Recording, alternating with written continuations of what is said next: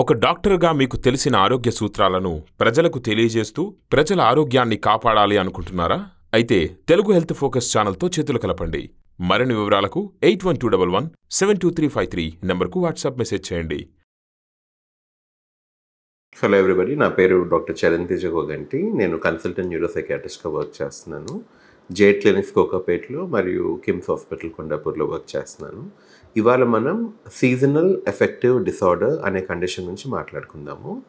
Seasonal effective disorder అంటే పేరులో ఉన్నట్టే ఈ కండిషన్ మనకి స్పెసిఫిక్ సీజన్స్లో వచ్చే ఛాన్స్ ఉంది. అంటే ఫర్ ఎగ్జాంపుల్ మనకి రైనీ సీజన్, వింటర్ సీజన్లో ఎక్కువ వచ్చే ఛాన్సెస్ ఉన్నాయి.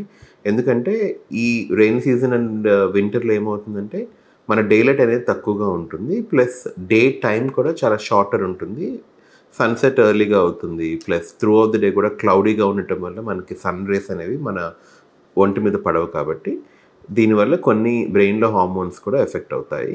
దీన్నే సీజనల్ ఎఫెక్టివ్ డిసార్డర్ అంటారు.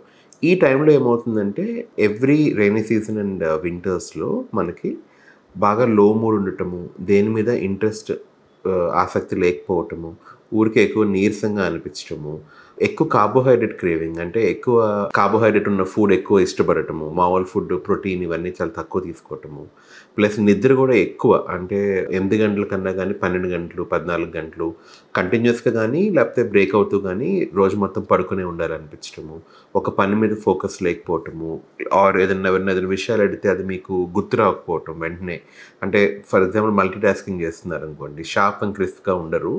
ఇక్కడ ఏమవుతుందంటే మీరు ఒక ఆలోచనలో కంప్లీట్ చేసేలోపు ఇంకొకటి వచ్చిందంటే ఇది మర్చిపోతారు ఫస్ట్ విషయం. ఇది జరుగుతూ ఉంటుంది. దీంతోపాటు సివియర్ సీజనల్ ఎఫెక్టివ్ డిసార్డర్లో డెత్ విషెస్ కూడా ఉంటాయి. అంటే అసలు లైఫ్ మీద ఇంట్రెస్ట్ లేనట్టు, ఎందుకు ఇంకా బతుకుండటం అనే ఆలోచన కూడా రావచ్చు. సో దీనికి ఏదో ఒక పర్సనల్ స్ట్రెస్ ఏదో ఉండాలని ఉద్దేశం ఏం లేదు.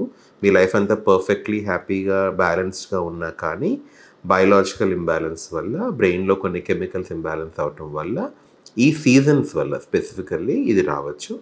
ఇందులో 2 హార్మోన్స్ ఎక్కువగా రోల్ ప్లే చేస్తాయి. ఫస్ట్ ఇది సెరటోనిన్, సెకండ్ ఇది మెలటోనిన్. ఈ 2 హార్మోన్స్ ఇంబ్యాలెన్స్ అవటం వల్ల మీకు ఈ సీజన్లో ఈ సిమ్టమ్స్ వచ్చే లక్షణాలు ఎక్కువగా కనపడతాయి. దీనికి ట్రీట్మెంట్కి అఫ్కోర్స్ మీరు ఒక మంచి సైకియాట్రిస్ట్ని కలవండి. దాంతోపాటు లాట్ ఆఫ్ సన్లైట్ ఎక్స్పోజర్.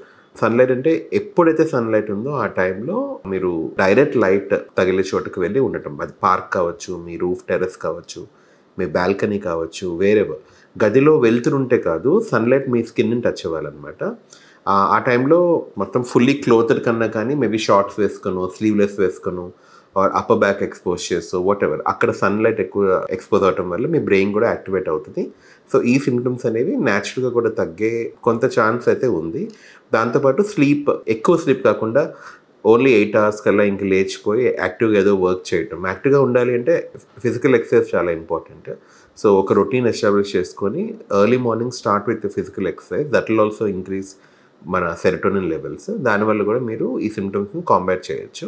దీంతోపాటు మనకు మెడికేషన్స్ కూడా ఉన్నాయి, కొన్ని బయోలాజికల్ మెడిసిన్స్ కూడా ఇస్తాం మేము. ఇవన్నీ హెల్ప్ అవుతాయి మీకు. ఈ కండిషన్ విమెన్లో ఎక్కువ కనపడుతూ ఉంటుంది, బికాస్ హార్మోన్స్ విమెన్లో మెన్లో వేరుగా ఉంటాయి కాబట్టి. దీంతోపాటు జెనెటిక్గా కూడా వచ్చే ఛాన్సెస్ అనేవి ఉంటాయి.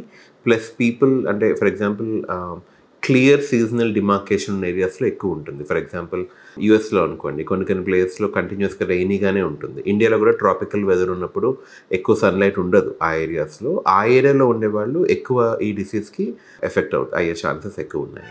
Thank you.